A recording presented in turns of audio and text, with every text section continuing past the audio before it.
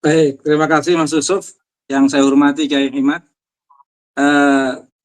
Tentu saya tidak akan terjebak kepada keduanya, baik Tanfid maupun Suriah, karena memang kedua-duanya dalam posisi kartu merah menurut saya. Dan saya ingin menguatkan apa yang disampaikan oleh Kiai Himad, sedikit memetakan untuk adaptasi dengan posisi Mas Yusuf sebagai kandidat doktor ini. Karena kalau nggak ilmiah, nanti saya terbawa perasaan, Mas. Melihat NU seperti sekarang ini inginnya nangis. Maka saya ingin bicara ilmiah biar tidak terbawa perasaan, Mas Yusuf. Kajiannya baik, kajian sebenarnya bukan ini. siapa Jadi bukan siapa individunya, Mas, melainkan seberapa dalam dan konsistensinya ia mewujudkan sifat-sifat dari ajaran Imam An-Nahdliyin, bidang kalam, fikih, tasawuf, dalam memimpin organisasi PBNU, bukan fakih muqaddam. Jadi ada 3 pemetaan, Mas. Saya ingin menyampaikan satu, pemetaan tabel tentang PBNU menjaga marwah ulama dan Islam Nusantara. Yang kedua, memetakan PBNU perspektif ulama klasik. Kemudian yang ketiga, saya akan membahas tentang kriteria pemimpin PBNU perspektif ulama klasik. Biar lebih spesifik secara substantif.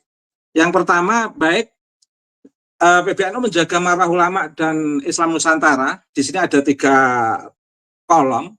Kolom pertama adalah pilar utama. Kolom kedua tujuan spesifik. Kolom ketiga langkah nyata PBNU. Pilar utama yang pertama adalah menjaga marwah ulama pesantren. Jangan menjatuhkan ulama pesantren. Jangan ngata-ngatain ulama pesantren sebagai khawarij, sebagai Wahabiyah. Harus menjaga marwah ulama pesantren. Tujuan spesifiknya apa? Menegakkan keteladanan ulama dan kiai. Langkah nyata PBNU harus seperti apa? Penekanan pada uswah hasanah, teladan yang baik, dan menjunjung akhlak mulia serta martabat kemanusiaan. Pilar utama yang kedua, menjaga marwah ulama pesantren. Tujuan spesifiknya adalah melindungi ulama dari penistaan. Bukan malah menistakan ulama pesantren, tapi melindungi ulama dari penistaan. Yang kedua, bersikap tegas terhadap tindakan pernyataan yang merendahkan ulama dan institusi pesantren. Kemudian pilar utama yang ketiga, menjaga marwah ulama pesantren masih tetap. Tujuan spesifiknya apa? Memperkuat kelembagaan pesantren, mengadvokasi dan mendukung kebijakan, termasuk undang-undang yang mengakui peran strategis pesantren, Mas. Tapi ini justru yang melakukan PKB malah kelihatannya, Mas Yusuf. Kemudian pilar yang berikutnya, menjaga marwah ulama pesantren masih tujuan spesifiknya apa? Memberikan perlindungan dan rasa aman. Bukan mengoyak-ngoyak ulama pesantren. Karena nggak sesuai dengan pikirannya dikatakan goblok, nggak sesuai dengan pikirannya dikatakan khawarij, dikatakan Wahabiyah. Nah, ini mengoyak-ngoyak namanya. Langkah nyatanya apa? Pembentukan satuan tugas penanggulangan kekerasan di pesantren untuk menanggulangi kekerasan dan penyimpangan. Kemudian memperkuat identitas Islam Nusantara. Tujuannya apa? Untuk melakukan pembaharuan pemikiran keagamaan. Penyelenggaraan halaqah fikih peradaban untuk merumuskan fikih yang relevan dengan perkembangan global. Tentu harus membuka arti pentingnya kajian historis, membuka arti pentingnya kajian filologi, membuka arti pentingnya saintifik DNA, yang terpenting membuka diri untuk mengawal relativitas ilmu pengetahuan. Jangan menutup diri dan eksklusif mengabaikan ilmu pengetahuan. Kemudian memperkuat identitas Islam Nusantara dengan mengkampanyekan moderasi beragama, secara aktif menolak ekstremisme, radikalisme, dan sektarianisme. Bukan malah mendukung sektarianisme, mendukung komunitas yang sektarian, yang jelas-jelas hidupnya karena sektarianisme. Ini luar biasa menurut saya. Kemudian memposisikan Islam Nusantara sebagai jangkar moderasi global. Bukan malah berkiblat kepada kawasan Konoha yang bukan jangkar moderasi global berbasis Islam Nusantara. memperkuat identitas Islam Nusantara dengan melestarikan tradisi dan nilai lokal. Bukan ikut mendukung Al-Bari, Al-Alim, Fakih Muqaddan dan sebagainya. Ini betul-betul keluar dari tradisi. Dan mendorong pelestarian tradisi keagamaan seperti konsep persaudaraan ukhuwah wataniyah, ukhuwah insaniyah. Nah, tabel yang kedua memetakan PBNU perspektif ulama klasik, Mas. Ini sekaligus menguatkan apa yang disampaikan oleh Kiai Imad tadi. Langkah PBNU, langkah pertama adalah menegakkan keteladanan ulama, akhlak mulia. Perspektif siapa? Perspektif Imam Al-Ghazali. Bisa dibuka di Ihya Ulumuddin. Ulama wajib memiliki adab dan akhlak terpuji sebagai implementasi ilmu yang benar, menjauhi riya, pamer, dan mementingkan ikhlas, ketulusan dalam beramal. Basis ilmu menjadi sesuatu yang sangat penting, Mas. Kemudian langkah PBNU yang kedua apa? Melindungi ulama dari penistaan, martabat ilmu harus diunggulkan. Jangan sampai yang berbasis ilmu diabaikan, yang berbasis asobiyah diutamakan. Asobiyahnya bukan asobiyah dari basis pesantren, ulama pesantren, justru asobiyahnya malah asobiyah dari basis ideologi transnasional misalnya. Perspektif siapa ini? Perspektif Al-Imam Asy-Syafi'i dengan usul fikih, dan itu bisa dibuka di kitab Risalah. Artinya apa? Terjemahan ringkas prinsipnya adalah menghormati ulama adalah konsekuensi logis dari menghormati ilmu dan syariat yang mereka sampaikan. Penyalahgunaan ilmu atau penodaan martabat ulama. Jadi basisnya harus bil ilmi wa tuqa. Jangan basis husnudzon. Jangan basis emosional, al-bari, al-alim, al-alama. Nah, tetapi mengabaikan perspektif real di depan mata yang betul-betul ada bil ilmi wa tuqa. Akhirnya resikonya seperti sekarang ini. Dan itu merusak kepercayaan pada transmisi syariat, Mas. Kemudian langkah PBNU berikutnya memperkuat kelembagaan pesantren, pendidikan. Perspektif siapa? Perspektif Imam Syafi'i. Di Fiqh Adab bisa dibuka. Pentingnya taklim, pengajaran, dan organisasi pengajaran, majelis taklim untuk menjaga keberlangsungan pemahaman fikih yang benar dari generasi ke generasi. Kemudian langkah berikutnya adalah penyelenggaraan halaqah fikih peradaban, Mas. Basis perspektif siapa? Imam Abu Hasan Al-Asy'ari. Bisa dibuka di Maqalatul Islamiyin. Prinsipnya apa? Keharusan untuk membela dan menjelaskan akidah teologi Islam terhadap tantangan dan keraguan. Ini mencerminkan upaya dialog teologis untuk menjaga relevansi iman. Jangan sampai ada kurafat-kurafat yang dibiarkan berkeliaran, bahkan cenderung dimediasi, cenderung diberikan pembenaran, diberikan ruang. Kasus Gus Ilham langsung disentuh, kasus kurafat yang lebih berbahaya menurut saya belum disentuh sama sekali.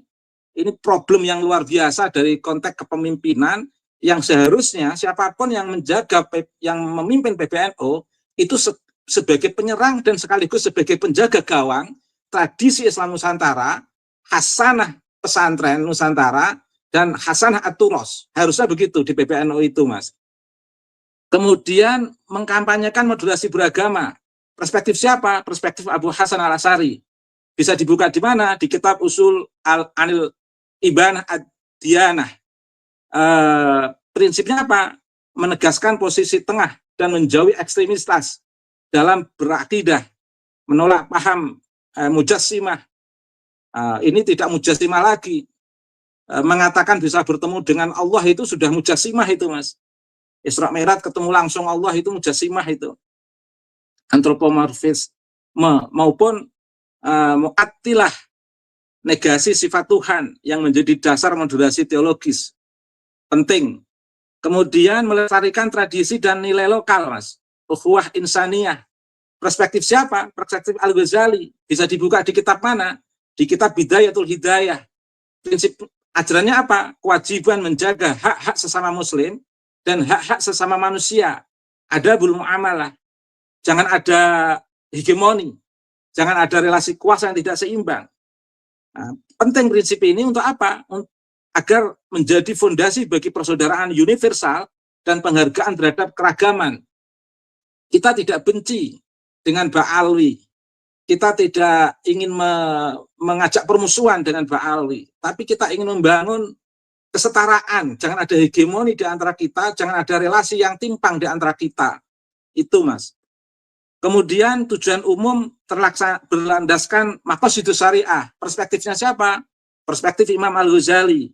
Bisa dibuka usul fikihnya Imam Ghazali di kitab Al-Mustasfa min Ilmil Usul. Prinsipnya apa? Melindungi 5 dasar daruriyat dalam syariat, yaitu agama, din, jiwa, akal, keturunan, asal, harta, mal, yang menjadi kerangka pemikiran strategis NU, Mas. Nah, penjelasan ringkasnya begini.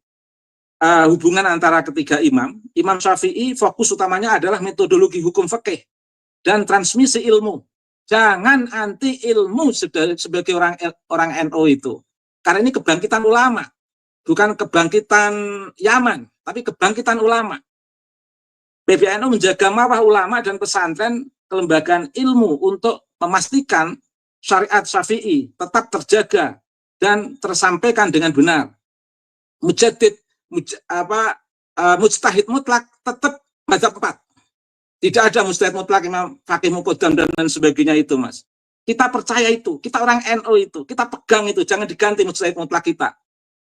Kemudian Imam Abu Hasan Al-Asy'ari, fokus utamanya adalah teologi, ilmu kalam, akidah, sikap moderasi PBNU, dan penolakan terhadap ekstremisme secara langsung, mencerminkan prinsip tawasud, pertengahan dalam akidah yang diwariskan oleh Asy'ariyah.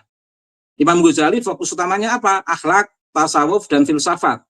Tindakan PBNU yang menekankan uswah hasanah dan persaudaraan universal sangat selaras dengan ajaran Al-Ghazali tentang pembersihan jiwa. Semua ajaran-ajaran tasawuf harus diverifikasi Al-Ghazali. Ajaran-ajaran yang berbau-bau khurafat itu kalau diverifikasi Al-Ghazali, kena kartu merah semua itu, Mas. Dan pengurus PBNU harus ketat berpegang teguh dengan kokoh prinsip Al-Ghazali. Jangan hanya bilang syarat Al-Ghazali tapi nggak melaksanakan ilmu Al-Ghazali. Ini problem besar menurut saya, Mas. Nah, tabel yang ketiga, kriteria pemimpin PBNU perspektif ulama klasik. Nah, sumber perspektifnya adalah Imam Syafi'i. Fokus utamanya adalah ilmu dan metodologi fikih. Jangan abaikan ilmu, jangan tolak metodologi ilmiah. Seorang fakih, pakar fikih atau mutaqaddim harus memiliki kedalaman ilmu syariat, terutama fikih, dan mampu mengambil keputusan hukum yang terstruktur berdasarkan metodologi ulama salaf. Jangan acak-acakan, jangan emosional, berbasis ideologi, berbasis doktrinitas. Tidak seperti itu tradisi NU itu. Kemudian kriteria kepemimpinan yang dicari adalah yang kedua, menjaga transmisi ilmu. Mampu memastikan sistem pendidikan pesantren berjalan efektif untuk melahirkan generasi ulama berikutnya, menjaga kelembagaan pesantren. Ingat, generasi ulama, bukan generasi mukhibin. Generasi ulama, bukan generasi mukhibin. Saya ulang sekali lagi, generasi ulama, bukan generasi mukhibin. Kemudian sumber perspektif Imam Abu Hasan Al-Asy'ari, fokus utamanya adalah akidah dan moderasi, ilmu kalam. Kriteria kepemimpinan yang dicari adalah wasatiyah, pertengahan, moderat. Harus berpegang teguh pada akidah Ahlussunnah wal Jamaah yang moderat, menolak ekstremitas, radikalisme, dan liberalisme. Kurafat-kurafat itu ekstrim semua itu. Nggak ada mengatasnamakan karomah padahal kurafat itu. Serta mampu menjadi jangkar teologi moderasi beragama. Terus kemudian berani membela akidah. Kita harus berani membela akidah Ahlussunnah wal Jamaah. Banyak sudah disusupi itu di pesantren-pesantren itu, ala Ba'alwi itu. Problem itu. Saya memberikan pengantar terjemahan Gus Aziz Jazuli 600 halaman tentang kitab-kitab yang mengandung kurafat, Mas. Dan ini harus diverifikasi oleh PBNU. Kasihan umat warga Nahdien di kalangan grassroots itu, Mas.